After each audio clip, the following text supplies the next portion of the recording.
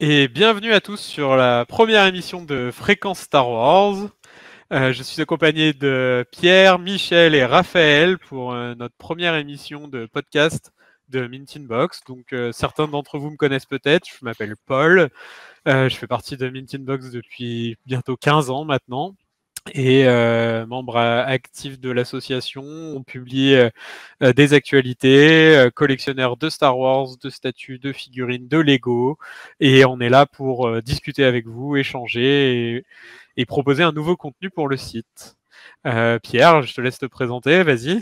Eh ben, moi, je m'appelle Pierre. Je pense que ceux qui collectionnent de Star Wars depuis longtemps et qui faisaient des événements doivent me connaître. Je fais partie des 5 fondateurs de Mint in Box. Donc, Mint in Box a été créé en octobre 2003 déjà. Donc, ça y est, on a atteint la majorité. Maintenant, on est rentré dans l'âge adulte et on voulait fêter ça par commencer une nouvelle émission, un nouveau format pour toujours vous proposer plus de contenu différent. Donc voilà, je pense que nos auditeurs auront la chance peut-être de nous croiser lors de salons. En tout cas, on sera ravis de pouvoir les rencontrer, boire un verre avec eux et partager notre passion de collectionneur. Je vais passer le micro à Michel, qui est aussi un des fondateurs. Bah oui, comme Pierre, quoi, fondé ça en 2003, sur un coin de table, on peut dire ça comme ça. Et voilà, après maintenant, je suis un petit peu moins actif qu'avant. Le cours de la vie a fait que les choses ont un peu changé, mais je suis toujours fan de Star Wars, même si je collectionne moins. Mais voilà, Mint in Box, ça reste quand même toujours dans mon cœur et ça restera toujours une de mes meilleures créations avec évidemment les autres, parce que je ne me l'accapare pas, elle appartient à tous ceux qui bossent dedans. Dont Raphaël, qui est avec nous et qui a rejoint l'équipe il y a quelques temps déjà aussi. Ah oui, je crois que c'était en 2005, j'ai dû rejoindre l'équipe. J'étais surtout actif sur le forum, à l'époque où le forum avait son rôle important, que maintenant Facebook a repris avec plaisir. Je pense que le format a changé, donc c'est aussi une évolution du fil du temps, comme aujourd'hui avec le podcast vidéo tel qu'on le fait. Ouais, 2005, ça fait beaucoup, hein. Ça fait des années, ça fait des centaines de personnes vues, des milliers de bons souvenirs. Il y a encore plein de milliers de bons souvenirs à venir avec l'équipe autour de nous qui au fil du temps évolue aussi. Donc c'est avec beaucoup de joie que je continue de suivre l'évolution du petit Bitty Box qui devient de plus en plus beau et de plus en plus grand.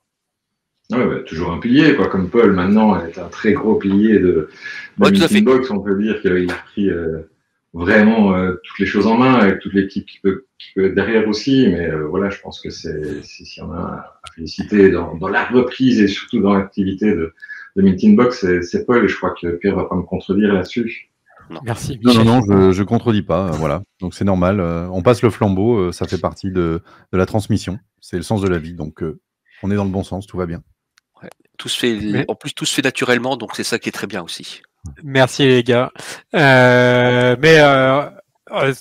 Nous, enfin, je suis pas nouveau, mais en tout cas, on a de nouveaux projets toujours tous ensemble. Fréquence Star Wars, c'est notre premier épisode donc de notre nouvelle émission qu'on désire mettre en place.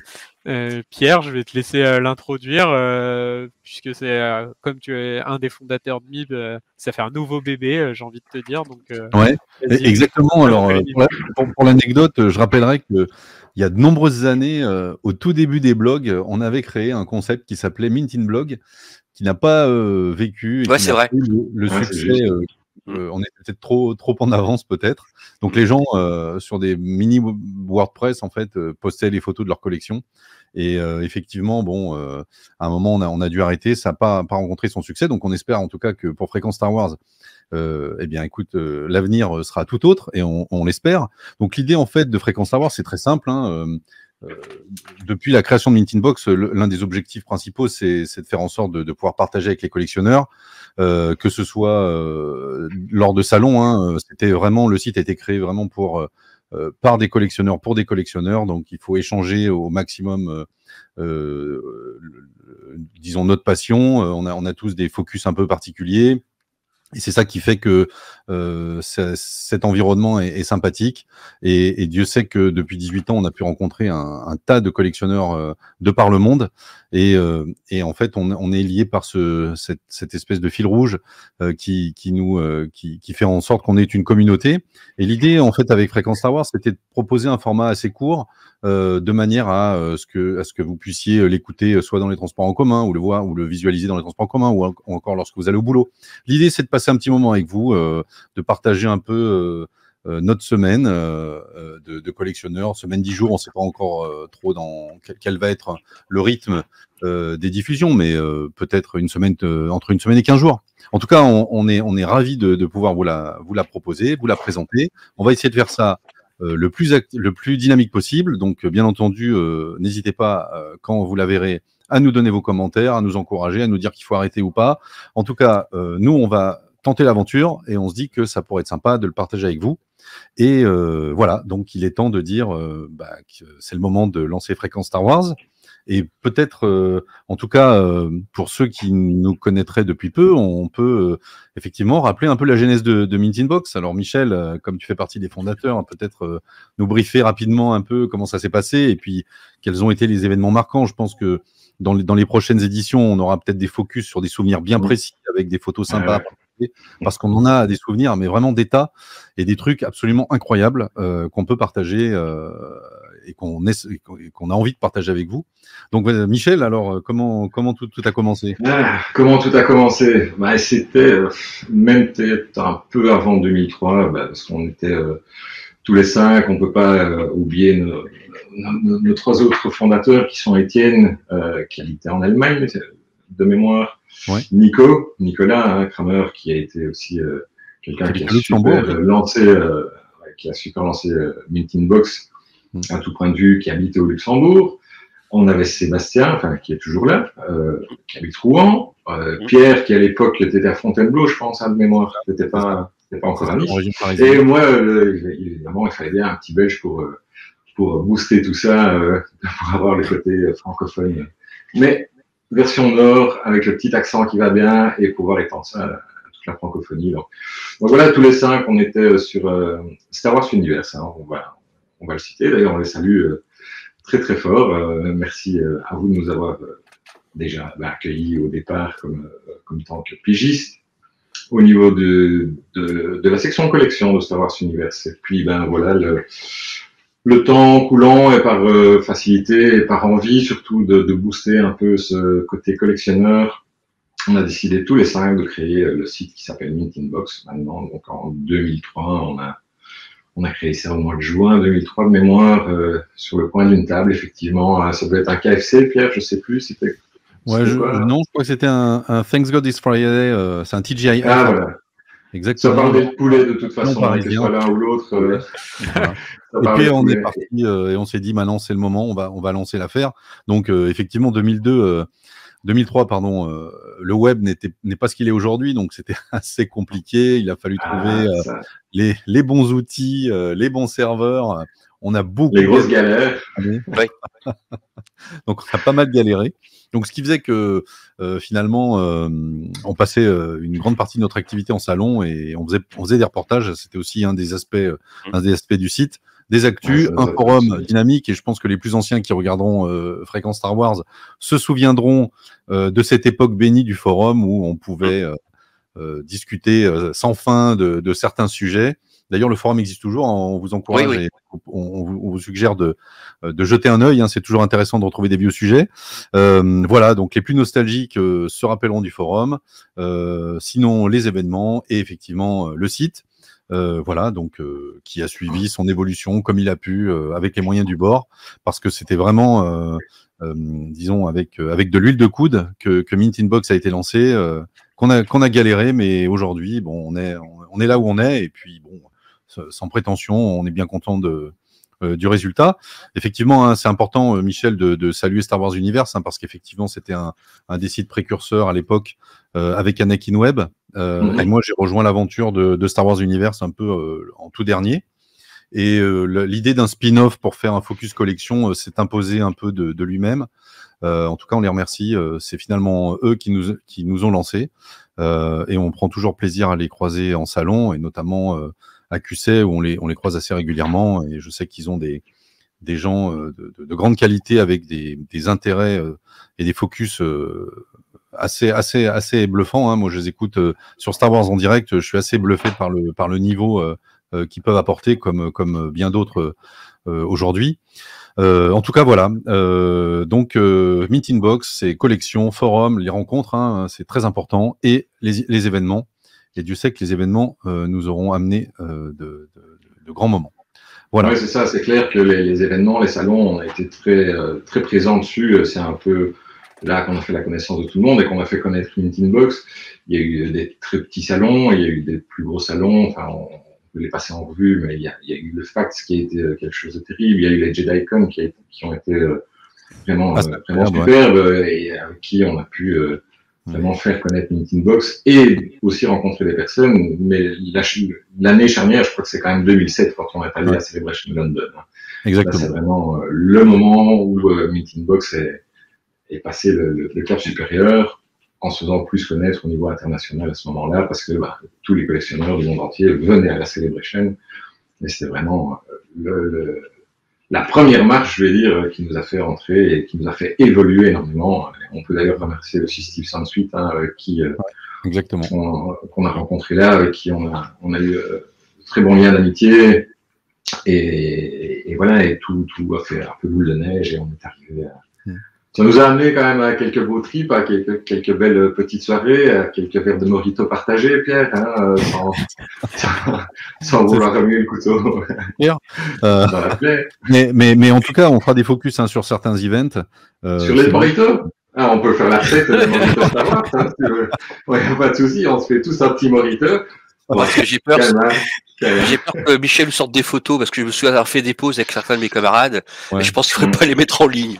Non, on va pas tout mettre en ligne, mais on fera certains focus, notamment sur certains events. Et c'est vrai que dans les sujets qu'on abordera, il y aura les événements passés, notamment les Star Wars Celebrations, mais aussi nos visites à chacun. Oui, il y a aussi les petits events, bien sûr. Notamment, je pense à Génération Star Wars, moi, parce qu'on est des habitués de Génération Star Wars. Et on vous promet aussi un épisode spécial sur nos visites du Skywalker Ranch et d'ILM, on peut le dire. Ça fait partie des gros highlights de Meet in Box. Et on reviendra dessus parce qu'on fait partie des gens assez privilégiés pour y avoir été et on aime partager ce moment, vraiment. Et Meet in Box, Michel l'a dit, c'est aussi des rencontres. Donc en fait, l'émission Fréquence Star Wars vous permettra aussi de faire des interviews d'intervenants extérieurs, de collectionneurs, peut-être de marques, de fabricants ou de responsables de clubs aussi, de fan clubs francophones. Voilà, je pense que c'est le type de contenu qu'on veut vous apporter. Exactement. Avec du fun et de l'humour. Avec du fun et de l'humour. Avec des mojitos. L'humour belge, il faut quand même s'en méfier un petit peu. Hein. Je sais, hein, je suis là et... en tout cas, avant de passer aux actus de la semaine, on salue bien entendu tous les sites web francophones, hein, et on pense notamment à comme j'ai dit, Star Wars Universe. J'ai cité Anarchy Web, mais maintenant le nom m'échappe. C'est Planète Star Wars. C'est Planète Star Wars, bien entendu. Et puis on a cité Steve Sansweet, mais bien entendu, on salue également Patrice Giraud, hein, qui a une place un peu particulière aussi dans l'univers. C'est vrai qu'il nous a bien fait confiance aussi pour Star Wars Réunion 2. Star Wars Réunion 1 et 2. Oui. Exactement. Donc, bien entendu, on pense à toutes ces belles personnes qu'on a eu la chance de rencontrer et qui ont traversé l'existence de Meet in Box. Et l'invitation est lancée pour venir sur Fréquence Star Wars, hein, évidemment. Exactement. On se fera un plaisir de les inviter s'ils souhaitent venir. On va passer aux actus de la semaine, Paul. Voilà, comme Meet in Box est aussi un site d'actualité, Fréquence Star Wars parlera de l'actualité. Alors pas purement collection, parce que avec l'actualité des sorties Disney+ qui arrivent, on parlera sûrement des séries Obi-Wan Kenobi, The Bad Batch ou Andor dans des émissions peut-être plus dédiées. En tout cas, en attendant, je parlais un peu de l'actu de ces dernières semaines. Donc, je vais essayer d'afficher ça. Voilà, super. Donc, je tenais à vous parler tout d'abord de Lego et les nouveaux dioramas qui sortent, une gamme dédiée aux adultes qu'on a testé sur Mint Inbox. Donc, vous pouvez retrouver, et je mettrai le lien dans les commentaires des différents tests avec nos avis. On est clairement sur des produits de collection pour des collectionneurs et plus vraiment un jouet du côté de Lego. On passe un cran dans la gamme. Je voulais aussi vous parler de la dernière review qui a été faite et publiée sur le site. Il s'agit du Tank de la République qui sortira le 26 avril prochain. Pile pour le 4 mai, il va sûrement y avoir des offres promotionnelles en plus des dioramas disponibles et sûrement un nouveau gros set affaire à suivre. Je vous mettrai aussi le lien dans la description. C'est un petit set plutôt sympa. Et je voulais vous faire aussi un highlight du côté d'Hasbro. Alors certains qui me connaissent diront que je parle uniquement des produits qui m'intéressent. Oui et non, c'est le nouveau casque de Trapper Wolf qui est en fait le personnage interprété par Dave Filoni dans The Mandalorian. Et Hasbro va proposer un repeint de son casque de X-Wing pilote pour dans cette version-là et qui devrait sortir d'ici 6 mois, quoi. C'est disponible en précommande maintenant. On aura l'occasion de revenir sur les méthodes de lancement des produits et leur distribution dans une émission plus tard. On fera un petit highlight là-dessus. Je continue les actus de la semaine pour vous partager notre avis sur la convention Power of the Force, qui est une convention qui se déroule en Allemagne, à Cologne. C'était la 6e édition et j'ai eu la chance personnellement de m'y rendre avec une petite équipe de Mint Inbox. Donc Pierre et Michel vous disaient qu'on a fait beaucoup de... Enfin, que une des forces de Mint Inbox, pardon, c'est la création de reportages et de partage d'events. C'est toujours le cas et je remercie Pierre pour son reportage réalisé lors de la convention. C'est une convention à taille humaine, pour faire un petit résumé, un peu comme les générations Star Wars, avec à la différence une vingtaine d'acteurs de la saga de la trilogie classique jusqu'aux dernières créations de Disney avec des acteurs venus de The Mandalorian. Je vous mettrai un petit lien dans les commentaires. C'était très sympa. Je lève mon chapeau aux organisateurs et j'espère. Ouais, c'est pas petit, hein. Ah ouais, j'espère vous y voir tous. On va essayer. En tout cas, moi, ce que j'ai vu, ça m'a donné envie d'y aller. Ça m'a rappelé. Michel, je sais que c'est pas loin de chez toi en plus. Oui. Bah écoute, à la prochaine édition, hein, probablement. C'était vraiment très sympa, une très bonne ambiance et même moi qui parle pas un mot d'allemand, je me suis fait comprendre sans aucun problème. Il y avait beaucoup de francophones et en anglais, c'était assez facile et c'était un vrai plaisir. Donc chapeau à cette convention, une très belle découverte. Et le planning de l'édition 2023 est déjà disponible. Ce sera le 1er et 2 avril, je crois. En tout cas, Paul, moi, les images que j'ai vues de la convention m'ont rappelé les temps des conventions qu'on faisait il y a une dizaine d'années. Ouais. On va dire clairement les choses avant que Disney reprenne la franchise. Même célébration, je parle en Europe ou même au Japon, puisqu'on a eu la chance d'aller au Japon, mais je ne parle pas des éditions américaines qui sont toujours surchargées de monde. En fait, l'avantage de ces conventions à taille humaine, ça permet aussi les échanges, ça permet de ne pas passer trop de temps dans des files d'attente, parce que moi je trouve complètement dingue qu'on puisse payer pour passer son temps en attente. Ça, c'est un truc que je n'arrive pas à comprendre. Et c'est vrai que les photos que j'ai vues me font dire que peut-être l'année prochaine, on aura peut-être une délégation un peu plus grande et peut-être que ça donnera envie à d'autres francophones de faire partie du voyage, hein, de pouvoir se retrouver, de passer des moments sympas lors de conventions à taille humaine, en fait. C'est clair. Alors, et puis, vas-y, Raph. Je disais dans le reportage, qu'a fait Mint Inbox, il y a aussi, on voyait l'intérêt qu'il y avait aussi pour les collectionneurs parce qu'il y avait beaucoup de produits vintage et des produits en vente qu'on voit plus du tout sur les conventions comme le FAQ. Il y avait qu'un stand qui le faisait. Et là, j'ai trouvé les prémices des tout premiers FAQ où on trouvait des pépites, encore des choses qu'on n'avait pas l'habitude de voir. Et sur le reportage que vous avez fait, j'ai trouvé des choses très agréables et très visuelles qui n'existaient plus maintenant. Fax est une grosse machine avec tout ce qu'on peut avoir comme vendeur chinois et compagnie, tous ces choses-là. C'est pas péjoratif, hein, mais c'est l'autre approche, c'est plus manga, c'est différent. Là, je trouvais que on trouve plus une âme Star Wars.